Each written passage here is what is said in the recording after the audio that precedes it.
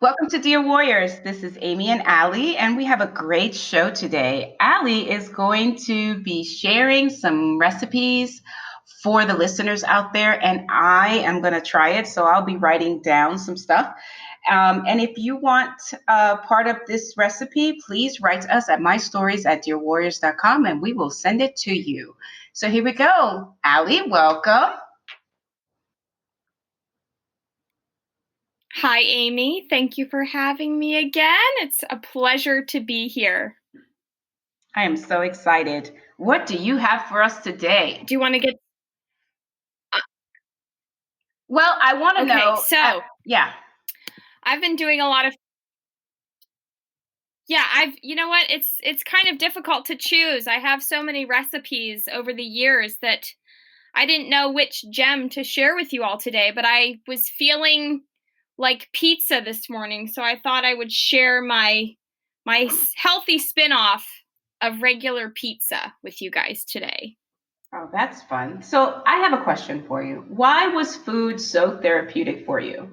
Like what, in the beginning, I remember you telling us on your testimony, well, when we were just chatting, that, food was a big deal for you, that you started baking and, because, you were at home and you weren't feeling well and you found out that, you had a lot of issues going on in your tummy. So why is it food so therapeutic for you? So that's a great question, and I have a great answer for that. And honestly, I've had a very turbulent relationship with food since I was in elementary school. I have sort of been off and on with food. For a long time, I thought I would be better off if I could live without food. When I was young, I used to say to my pediatrician, if I could be an airitarian, I think I would be much better off. If I could live on air, I probably wouldn't have any of the symptoms that I am struggling with. I used to say that when I was in elementary school, and here I am 20 plus years later, and I'm still saying the same thing. So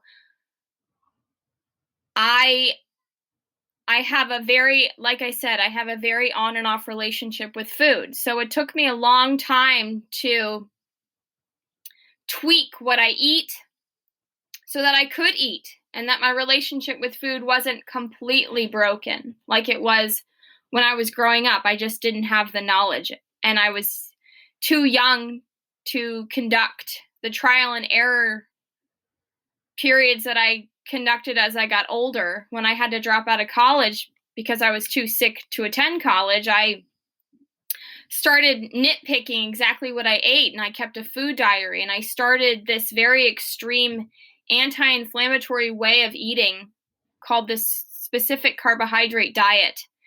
And I like to compare it to a baby diet because it's sort of introducing one food at a time. And you do it as fast or as slow as you'd like. I did it relatively slowly. After I talked to other people, I discovered that I did it super slowly, but that was because I was so reactive to everything that I ate that I didn't care how slowly I went. I ate one food for a while, and then I introduced a second food for a while, then I only ate two foods. That's smart. Homemade chicken soup and homemade straight up beef hamburgers with salt. Then I did zucchini pasta. I peeled it and de-seeded it because there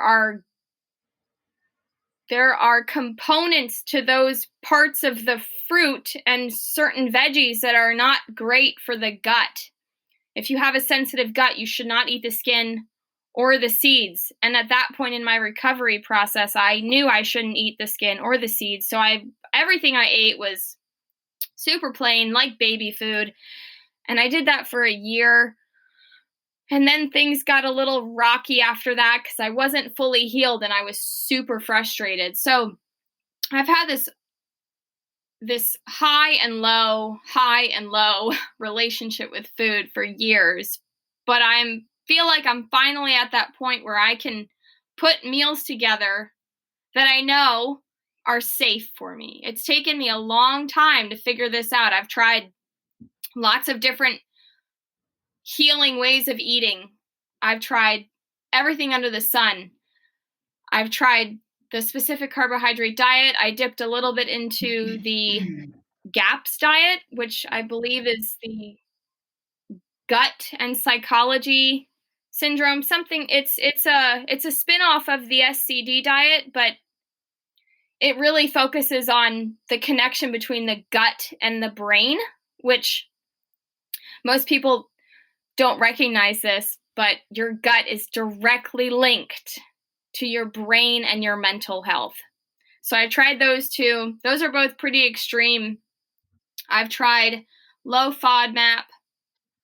And the FODMAP diet is cutting down on certain foods that have those sugar structures. FODMAP is fructose, oligosaccharides, disaccharides, monosaccharides.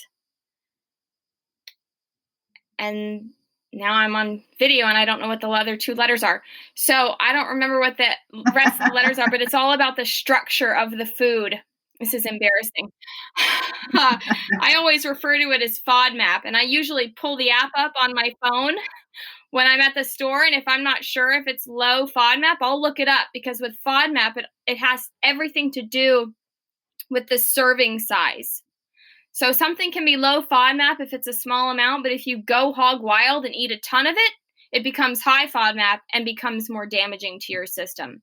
Your system is a rain bucket, right? And so if you fill it with too much water and it starts overflowing, you become very symptomatic. Right. So with low FODMAP foods, you might be able to tolerate a high FODMAP food, but you might only be able to tolerate it in a small amount. So you have to go through the process of figuring out which foods you can eat. It's all an experimental thing. It's all a trial and error. It's very frustrating. It takes a lot of patience. It takes a lot of strength and willpower, but if you can do it, and if you have a support system, family at home, friends, a partner, it's easier to stick to it. But if you can get through that and educate yourself on the language that your body is trying to speak to you, you can figure out things that you can eat.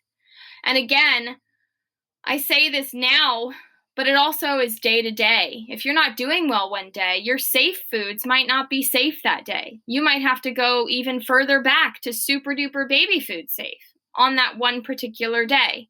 If your pain is up, or your nausea is up, or you're feeling lightheaded, or whatever, your inflammation is up, you may have to tone it down way, way down and eat super duper plain. So you really have to hone in on that relationship that you have with your body and your mind, your gut and your brain. You have to know when you eat certain foods, you have to be able to trace how you're feeling and say, oh, yeah, that didn't work out. I probably shouldn't have eaten that.